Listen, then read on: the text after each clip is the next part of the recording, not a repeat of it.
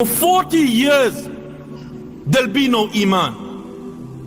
Whether it's here in Norway, whether it's in UK, whether it's in America, whether it's in Chechnya, whether it's in Bosnia, whether it's in Syria, there'll be no Iman. And then bear this in mind. It could be possible that as we see these people sitting, you are sitting and listening to a reminder. It could be possible that a person is in some shisha lounge. It could be possible that a person could be selling drugs. It could be possible that a person could be listening to Snoop Dogg. It could be possible that a person could be at home chilling out on his iPad or his iPhone. And all of a sudden, Allah will say to Israfil alayhi salam to blow through the horn. This angel is such that his eyes are fixed on the throne of the Creator. This angel is such that he does not blink. Why? Fearing that he'll miss the command of Allah. And when he blows, he will blow. And he'll give it such a blow that every single thing in the universe will come to an end. The K2, the Himalayas, the Everest, they will turn into dust. The sound of the horn is so terrifying. The earth will be like a vessel in the ocean getting battered by tornadoes from all directions.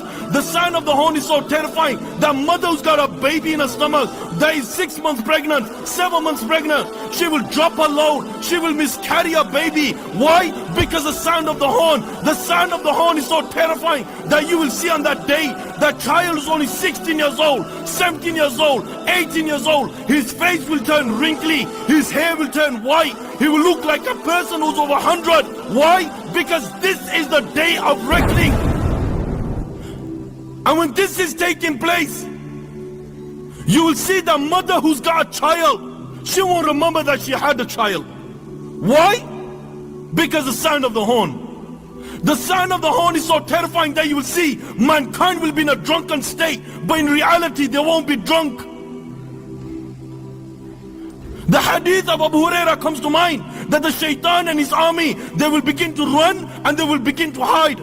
They will begin to run and they will begin to hide, but on that day there is no refuge. They will look above them, and what would they see? The sky will look like the black filth of oil, and it will crack piece by piece. The earth beneath them, it will crack piece by piece. Allahu Akbar, Allahu Akbar. Picture this in your mind. The oceans, they will explode from their places. They will explode from their places. They'll be on fire on that day. The stars will lose their shine and they'll come crashing down, and there'll be darkness everywhere.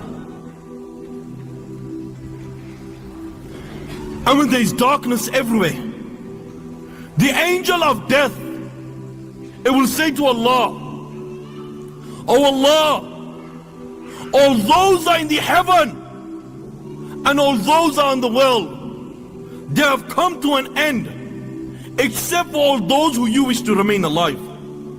Allah will say, "Who remains?"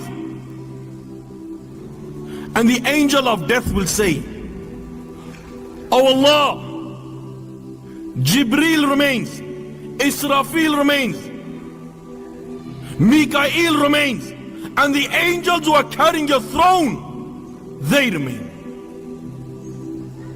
And then Allah the Almighty will say, "Let death come to Jibreel, let death come to Mikael, let death come to Israfil, and let death come to all those angels who are carrying my throne."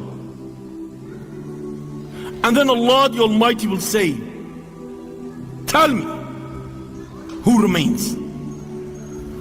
And the angel of death will say, "Oh Allah, I remain and you remain."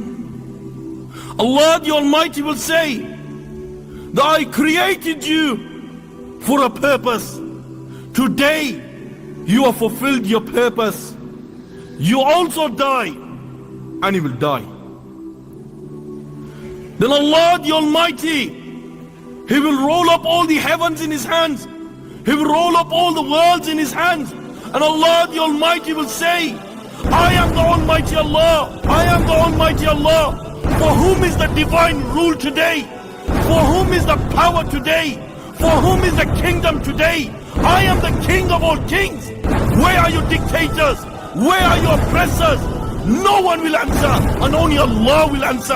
And Allah will say, power is for Allah, might is for Allah, the one, the only, the irresistible.